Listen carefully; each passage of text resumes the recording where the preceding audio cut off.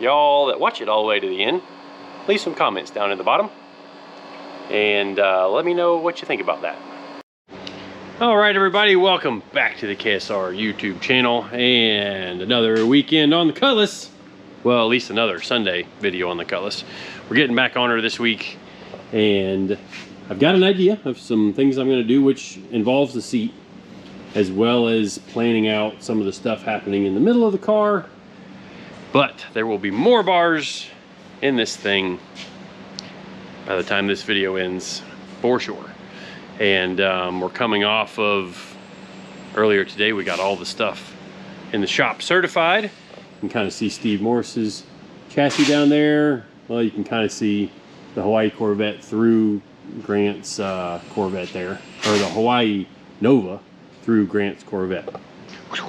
Yeah, anyways, if I haven't mentioned it in previous videos, Grant and Chuck with their NC Miata got second and won first in their class, second overall, first in their class at the Sebring 12-hour night race that happened last Saturday, basically a week ago.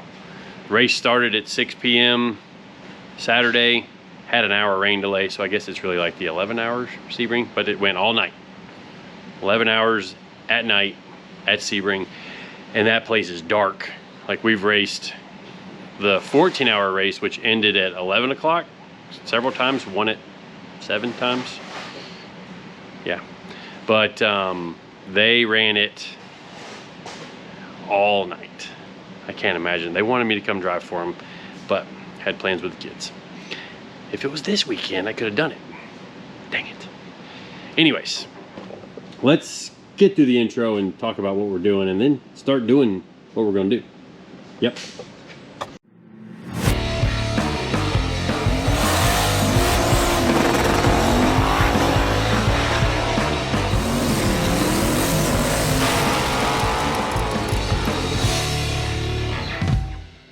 All right, everybody, so today's video is sponsored by Upside, and Upside is an awesome app that lets you earn cash back on stuff that you're already buying already, like gas, groceries, going out to eat, fast food, all kinds of stuff. And conveniently, I am a little low on fuel there. Actually very low on fuel, only 41 miles to go before this truck is empty. And we are gonna go get some fuel. I'm gonna show you just how easy it is to use the Upside app and earn back cash.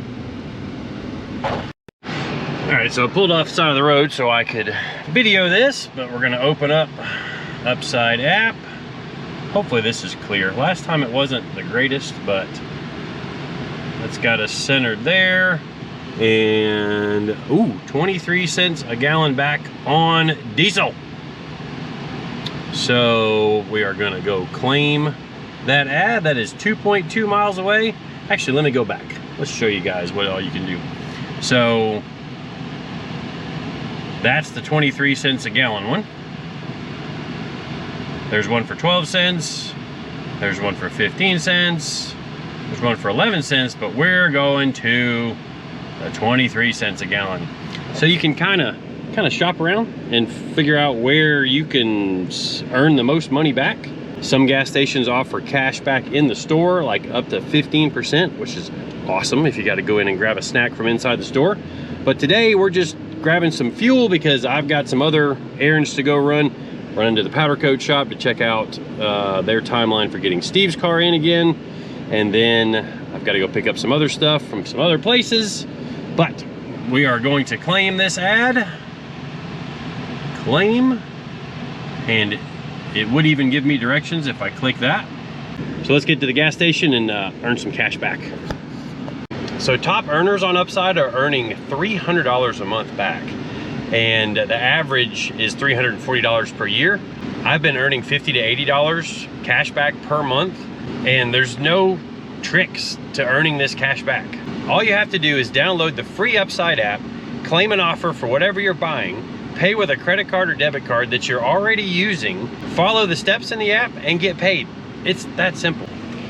All right, so now that I have paid for my 47 gallons, we will go back to the Upside app Click I've paid. And you can see there's other referral bonuses too, which I will admit I've gotten a few of those along the way. But I've already done the math on the deal. So take 47.31 gallons times 0.23. That is $10.88 that I just earned cash back for doing something that I already do. Like, it's really that simple. So like I mentioned earlier, top upside earners are making $300 per month. To find out how much you could earn, click the link in the description to download the Upside app and use the code WINWITHKSR to get an extra 25 cents per gallon back on your first order. So thanks again to Upside for sponsoring this video. It's time for me to get back inside and keep cranking away on the Cutlass. All right, well, maybe it's showing up on the camera, but you can see I've got the laser out and I'm marking, well, it's not straight. I'm gonna have to work on straightening that up actually when I get to work. But I am working on the position of the seat because I want to put the seat as close to the center of the car as I can get it. Now, there's going to be a drive shaft can down the middle of the car, similar to what we did in Steve's, and most likely a kind of double frame rail deal. So I'm gonna go ahead and put all that in here because I know eventually I will. Uh-oh, I think she just turned off. Guess I need to replace the batteries in that. I kind of left it on about an hour ago. Shouldn't have done that. But I know that eventually I'm going to want more power than what the Oldsmobile engine can produce, as well as something lighter, because the Oldsmobile engine is a factory iron block. So obviously that's quite a bit heavier than even like an aluminum big block if we end up doing that years down the road. It's going to be a while. For my Oldsmobile buddies, it's going to be a long while. And maybe by then, maybe my buddy Peyton, maybe he'll have a billet Oldsmobile block. That'd be pretty wild. He's got some pretty killer billet cylinder heads for the Oldsmobile. And he's been working on my intake. For those of you that have been asking, we're supposed to hopefully see something pretty soon on the billet Oldsmobile intake. And no, I'm not worried about it. I haven't been pressuring him because, as you guys can tell, we're a ways from needing an intake. And once we get this thing a little closer,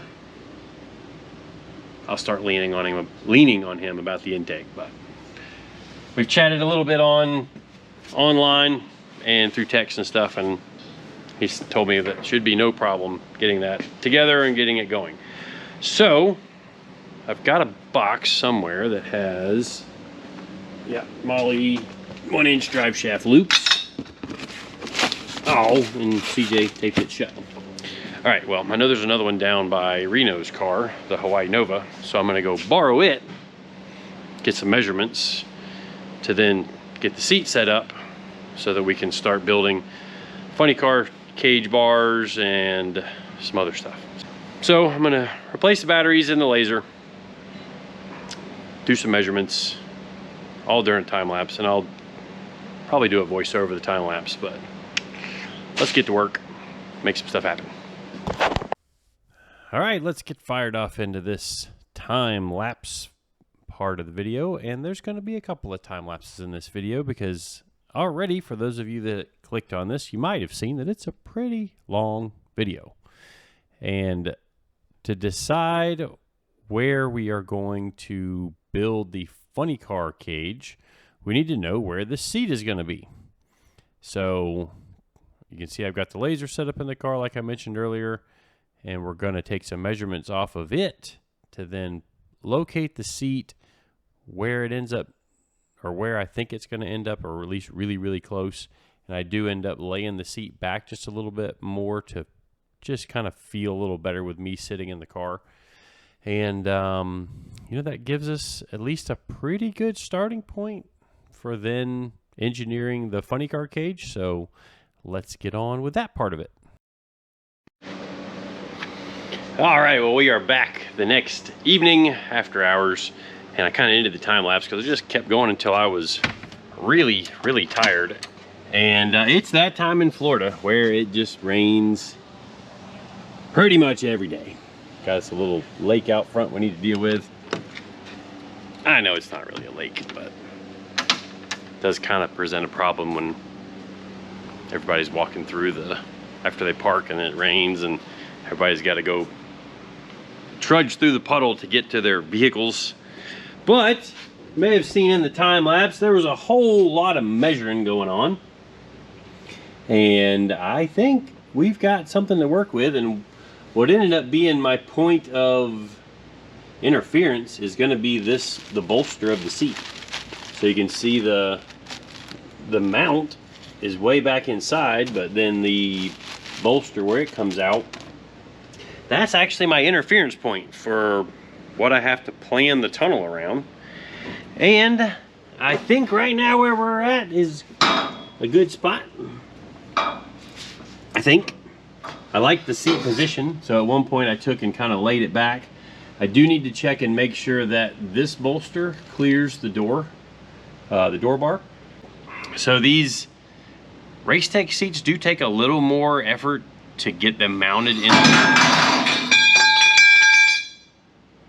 Whoops. To get them mounted in the car, just because, I mean, they've got quite a bit of extra engineering and bolstering built into them. And what I was doing with that piece of tube that I dropped, you can kind of see, if you look, the top of the seat is behind you can see it's behind or under the bar there. So what I've got to do is make something that's going to go something like that. And I think I'm going to add a second bend where it goes down to the bar there. We'll see. Going to bend up something, maybe cut up a piece of another piece that's bent and kind of make a mock-up bar, and then measure from there to get this, or I could just take some measurements and wing it. We'll see. Not quite sure what I'm going to do just yet, but we'll come up with some kind of plan here and see if we can get these back 2 bars in, maybe even the third one that's going to come out kind of towards the center here. So just like we've got in Steve's, there's one that are valves, and all the other cars we've done come up here, gives a whole bunch of strength right in the, you know, the main hoop area to keep the car from crushing down on the driver if it were to get upside down. And being that I'm the driver, I want to make sure that the roof stays far above my head. So the funny car bar up here, the front part of the funny car cage will be smack onto the roof, and then it'll come down, come out around the seat, come down, and then land on this bar too. And then we'll have a couple of bars there. I may even lay the seat back a little bit further. One nice thing about having the adjustable brackets, like there's multiple holes in the bottom, and then there's multiple holes here. So what we'll do is we'll make it to where the seat, like the mounts are up here towards the front, so that the seat can be pivoted this way as well as slid fore and aft in the car to get that perfect fitment. Because at least as far as like the road race stuff goes, and I would say as equally important for the drag and drive stuff, if you're not comfortable in your seats, it's going to be a long, miserable ride on the street. Haven't had to deal with that too much yet. Soccer mom seats aren't super comfortable, but we bring extra padding, and they're certainly not as safe as the old Race Tech. And maybe one day we'll put some Race Techs in Soccer Mom. We'll see. I gotta decide what we're doing with Soccer Mom, because right now she's only good for $750. So maybe we'll see if we can bring both cars next year, along with Val's car and the Chevy too, and all kinds of stuff. So I'm gonna quit talking to the camera box and see if I can bend up some bars, get some tubes fit, and get home maybe not too far after dark tonight. Be nice to get home and get a full night's sleep. So let's quit talking and get to work. All right, so moving into bending up these funny car cage bars.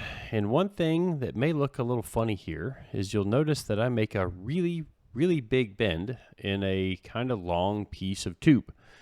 Well, what I'm trying to do is my estimate for the tube, or the bend where it needed to curve at the top of the funny car cage into the main hoop, was about 70 degrees. So the way this bender works, the bend starts 6 inches from where you clamp it. So that front block needs to be 6 inches ahead of the bend. Well, that ends up, I would have wasted a foot of tubing. So I decided to measure out how far I needed behind the bend and then make a 145 degree bend so that I had enough to work with by just cutting it in the middle of the bend, which if you go back in the time lapse, you'll see that's kind of what we did, to use one bend for 2 bars. All right, well, let's get back to some real-time action for just a second. And hopefully you could follow along in the time lapse and saw me where I was fitting this one. And you notice that I hand notched that end of it. And I promised you guys, or told you guys in a previous video, that I would show you kind of how you can hand notch stuff and it still fit really well. So this notch right here was done in the hole saw notcher, and I'm going to grab it in the vise here.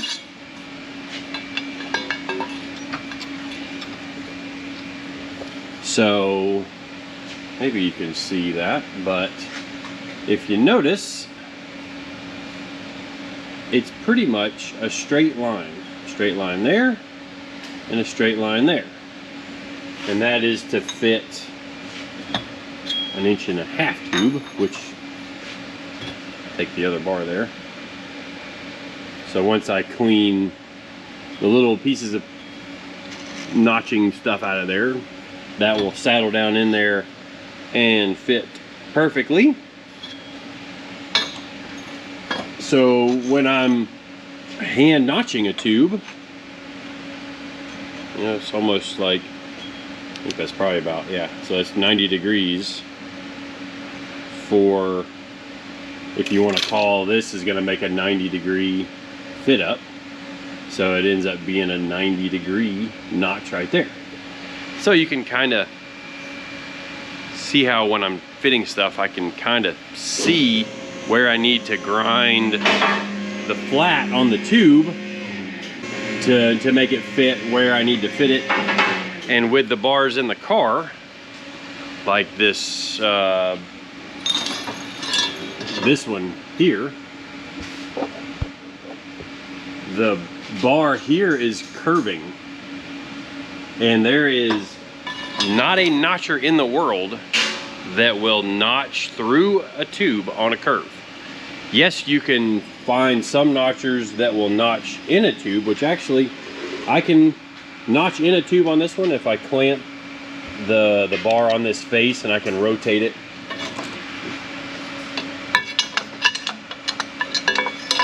Like if I did some version of that, I could notch in the middle of the tube. You can see how that would notch in there. But I cannot make a curved notch.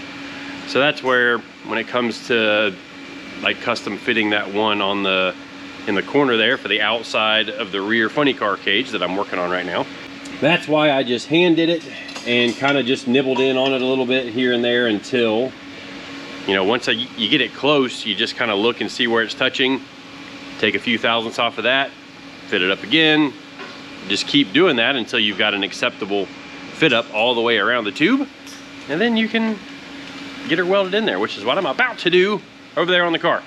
And I test fit the middle one, and because this one is in the bend, this bar ends up being about 1/8 of an inch shorter than what this one needs to be. So I went ahead and notched this just about 1/8 of an inch longer, maybe even a little bit longer than 1/8 of an inch, because it's a heck of a lot easier to take a little bit more metal off than it is to try and add some back. You can't add metal back. And there's a whole bunch of tube over there where we ended up being a little too short on that kind of stuff. But anyways, what are you still doing here? Trying to finish so I can leave. But you know, like you didn't weld these in for me. Well, that was your job. You were doing you welded half of them so you can get a nice pretty weld. It's because I was welding right there while I was doing the weight bar tabs. Could have just welded them in for me. But you left the hard ones for me because you couldn't do them yourself. Oh, I could have done them. They were just, the seat was in the way because you were mounting the seat in the thing.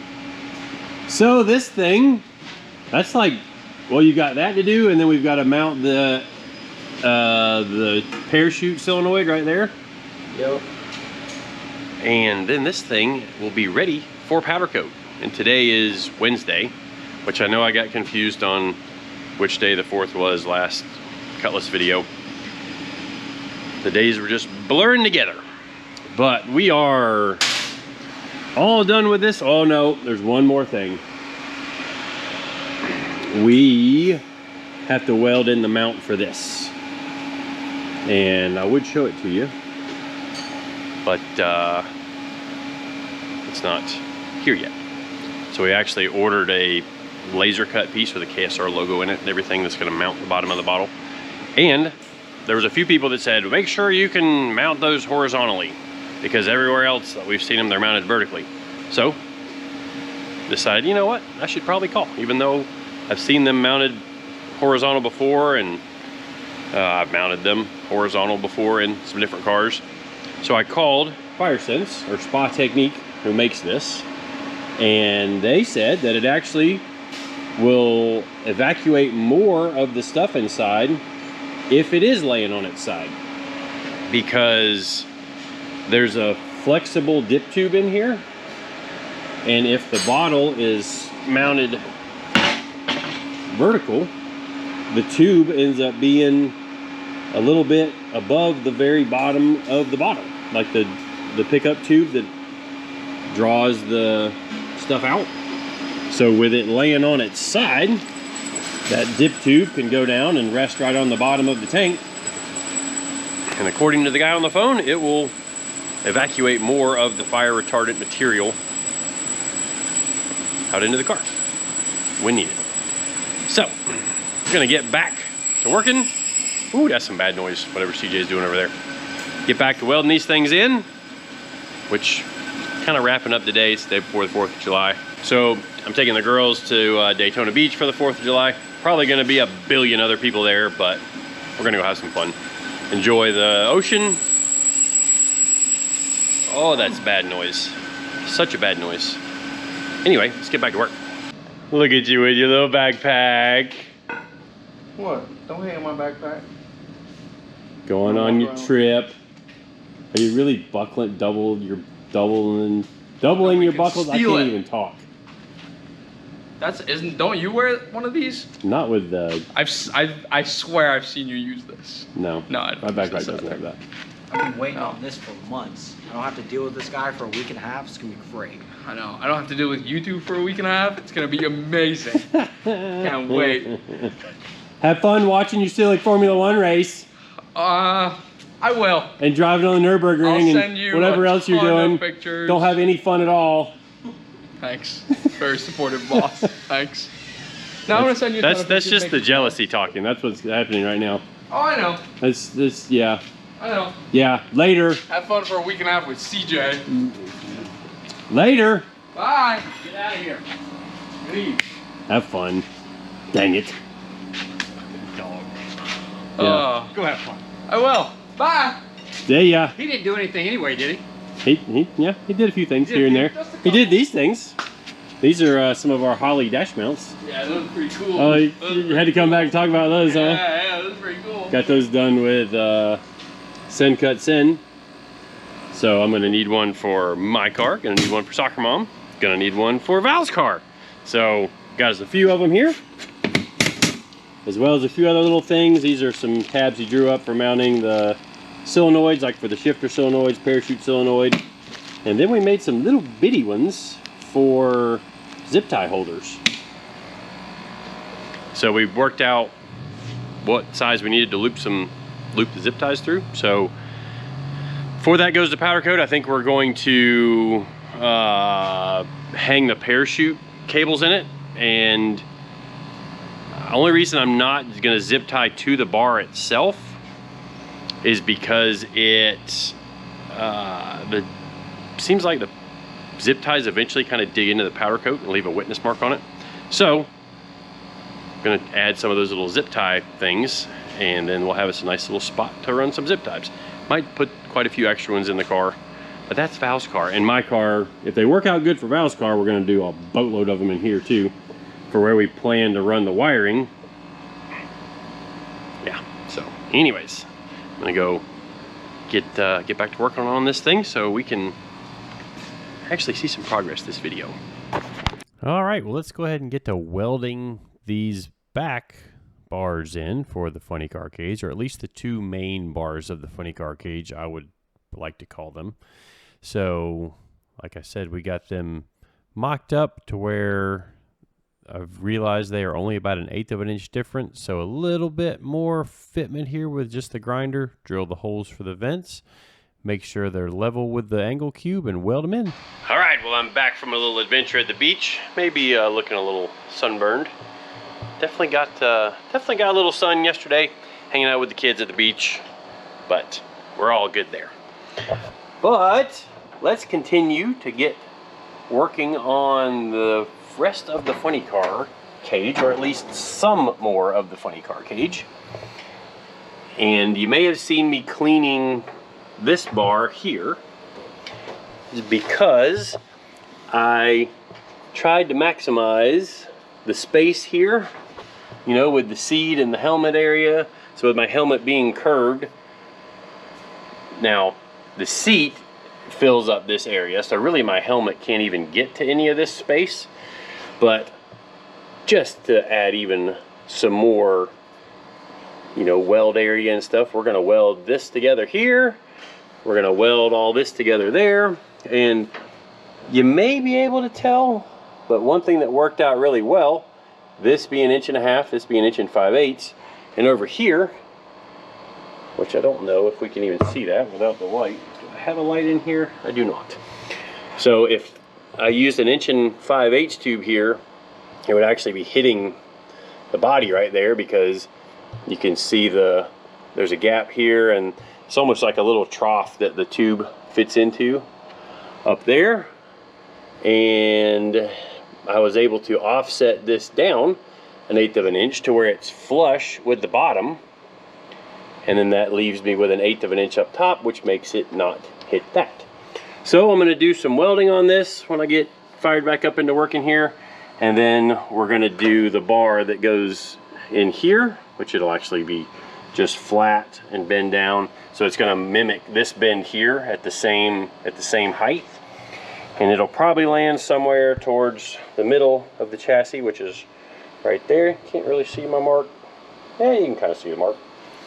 So once we get that made, we'll start with the horizontal bars that will be the where there'll be a harness bar here in the middle, and then these outer ones are just for some extra support and some aesthetics. Anyways, it's just Will and I down here on Friday after the 4th. Everybody else decided to take the day off, which we gave everybody the option. Obviously Eddie's over in England right now, and he's already sending me videos. He's at the Formula 1 race. He's already had a track day. And it's a big birthday trip for him and his dad. So his dad actually planned this trip like a year ago for him. So pretty cool father-son thing. Make a big trip like that. And like I mentioned in the previous video, I think it was the previous video, Eddie's dad is actually from over there in England. So it's kind of cool. They're going back and getting to do some fun stuff together. But I'm gonna get back to work. and see how much more we can get done by it's time to go home and end this video. Here we go. All right, so the final time lapse portion of this video, and definitely want to say a huge thanks to all you guys for sticking out and staying with this video for this long. It is a bit of a longer video, but all of this work that happened in this video, between the measuring, the making the bars, the back of the funny car cage, and what we're going to end up completing in this time lapse, it's probably 12 hours worth of work in the actual shop. So, you know, I felt like that deserved a bit of a longer video. It might not have been a full 12 hours just because there was some times where I would get pulled away and do other things while I was, you know, while the other guys were there in the shop. And I did take Wednesday before the 4th, so that would have been the 3rd. Yeah, I know I messed that up in the last video and couldn't remember what days everything was. But that day when everybody was in the shop, before you guys saw Eddie leave there, you know, I was working on my car, but I was also helping the other guys out with their projects and making sure that if they needed me for something, that I was there to help them and guide them on the projects that they were doing. So that's one of the reasons why there may have been kind of some extra hours over what, you know, longer hours for the amount of work that got done. But this is my car, so not really keeping track of the hours that I'm putting into it, although maybe I should just, you know, keep a better tally of things. But we do on the other cars that we're billing on, like, you know, we clock in and clock out to only bill the customer for the time that we actually spend working on their car. Kind of goes without saying, but for some people, yeah, no, that might not make a lot of sense, and maybe it makes a little more sense now. So I use the laser again pretty heavily on this this part of the video, just to get these bars all level, because at least when I look at a car, I know I look and make sure that they all look like they're level. You know, that's something that my eye is drawn to. Like, I want the horizontal bars to be horizontal. Now, the bars that are the left and right bars, those are actually angled forward just a little bit. So getting those level kind of required the laser, I feel like anyways, just to give me that extra sight line for making sure that they match on the horizontal plane. So we get all those knocked out and then spend a good bit of time welding all these things in. And before I know it, it's getting to be where it's all wrapped up and it's time to go home. Well, that's not some bad progress for the day. And had those two in when we started the day, and then 4 more. So believe it or not, that is about, let's call it 6 to 7 hours worth of work. And you may have caught in the time lapse, and I might have mentioned it if I did the voiceover, but I made this one twice. Or the reason why is, originally I made it so this is kicked in about 1.5 degrees to 2 degrees, just to get it back inside the frame rail, but to get it out as wide as I could get it right here.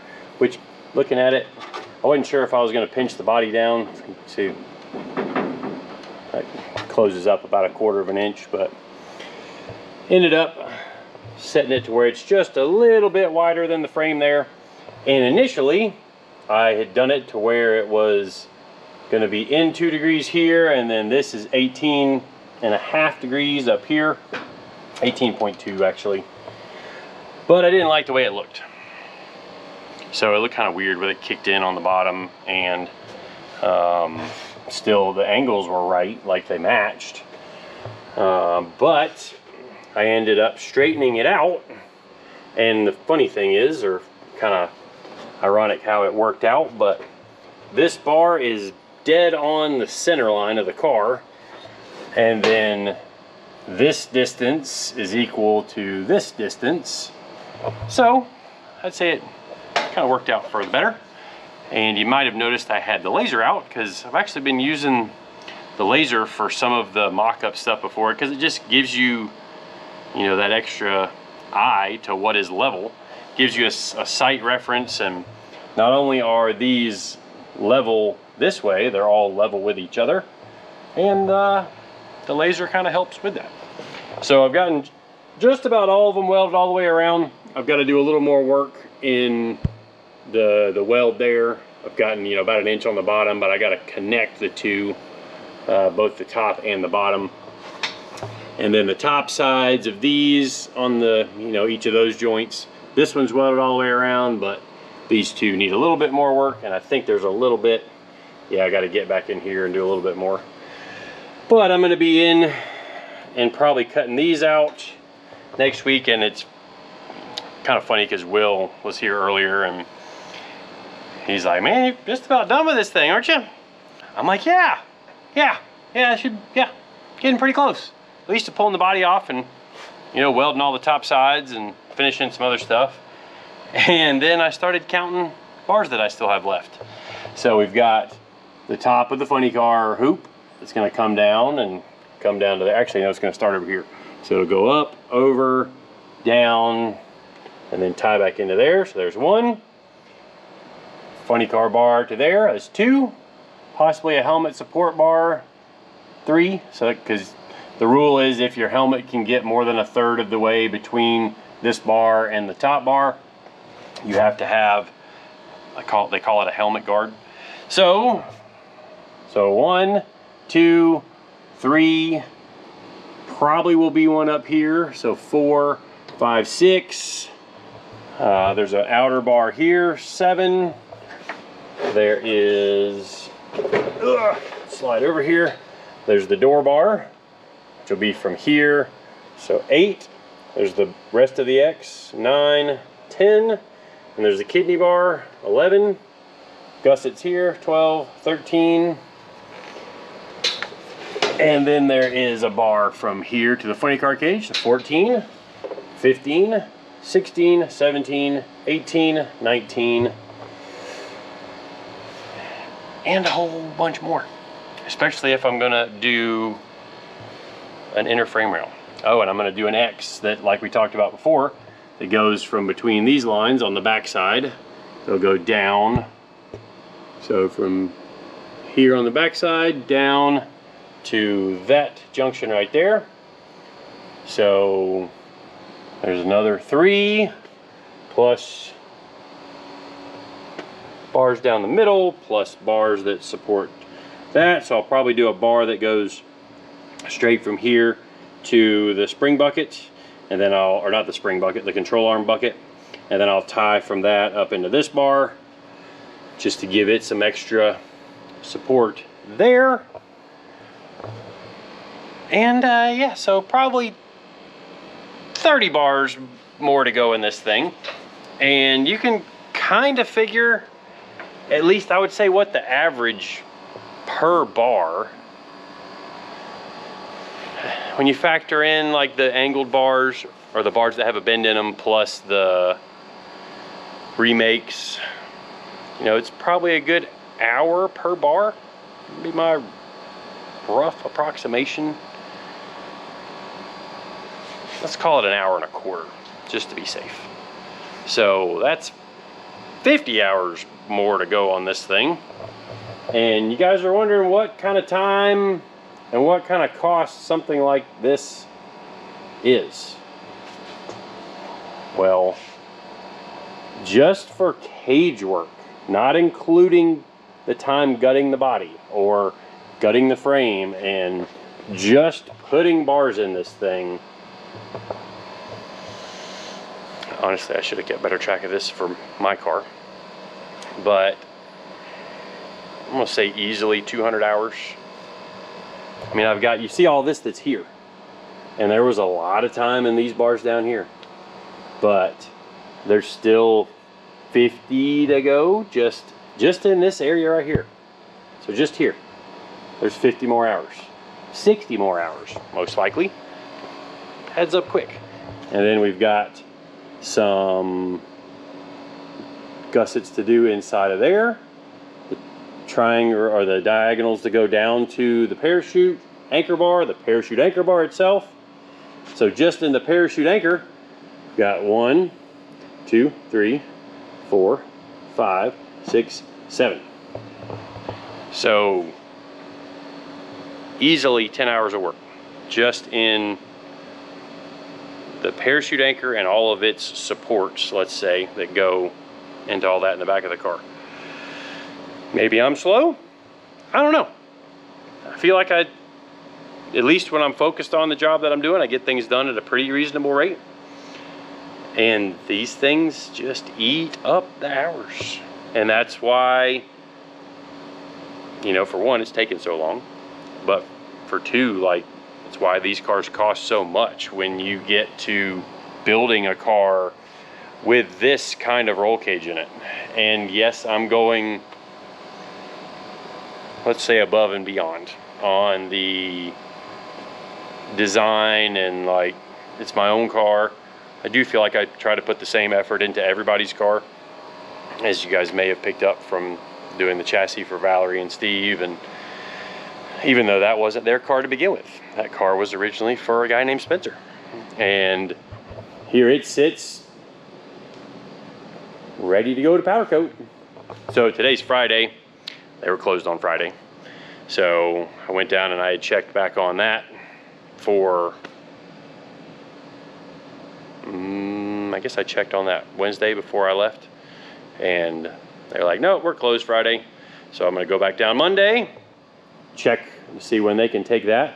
But that mess right there, we've got motor mounts tabbed into it. We've got all the floor pans done. We've got the steering column mounted. We've got the brake pedal and the stuff for the brake line to go through the chassis and tabs. And so tabbing a car out, all your tabs and mounts and things for everything you have to bolt to these cars, can take you nearly as much time as doing the roll cage. Now, granted, this cage is a lot of hours, so maybe it's not quite that much, but there will for sure be probably 100 hours between mounting the seats, building the floors, mounting the engine and transmission, mounting the fire bottles, mounting the electronics, routing the parachute cables, mounting the parachute cables, mounting the switch panel, mounting or tabbing in all of the seat belt anchors. And then we've got to tie like the body up in some places, and we still have to mount the mini tubs, and which is going to actually be a pretty big tub in the car, but that's another story for another day. But yeah, these things drink up the hours, and I mean drink them up. All right, had a camera freak out there when the battery died. I thought it was a good battery. Maybe I've got a battery dying. But anyways, yeah, don't be surprised when you get a quote for a number that seems astronomical if you've never built one of these things before, or maybe you even have built one of these things before. And it didn't used to be like this even 5 years ago. All of our steel prices have gone up. Thankfully, they just came back down some, but steel prices have gone up a ton. Our electric bill has gone up a ton. Everything seems to have gone up a bunch. So we'll thank the government for that one, and all the lovely inflation that we've had to deal with lately. But anyways, I do feel like we're making some good progress on this thing. It's nice seeing the beginning of the funny car cage, and we will be chipping away at it some more in next week's video. Yep, might put a few nights into it this week or next week, just to try and get another big chunk more done, because I'm not going to have Val and Steve's car to work on. So I'm gonna have to fulfill my itch for chassis building on my car. And Reno's is done, the Hawaii Nova, except for the drive shaft loop. But anyways, that's gonna wrap it up for this video. I can't thank you guys enough for following along, and especially those of you that stay to the end of this thing. We need to come up with some kind of incentive for those of you that watch all the way to the end of the video. Special fan group name or something. I don't know. Y'all that watch it all the way to the end, leave some comments down at the bottom, and let me know what you think about that. But that's it for now. Thanks again for watching. See you guys next time.